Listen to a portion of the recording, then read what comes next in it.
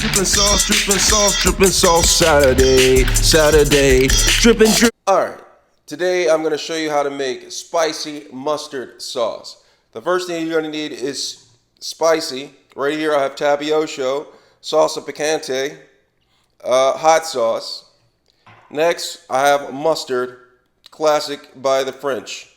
Alright, first thing you're going to do is open up the French mustard. If you have English mustard, that's okay as well too. Put some mustard into a bowl. Then take some tapioca. Place that in the bowl like this. Then grab a spoon and mix the concoction together. Let me zoom in a little bit so you can see the texturation.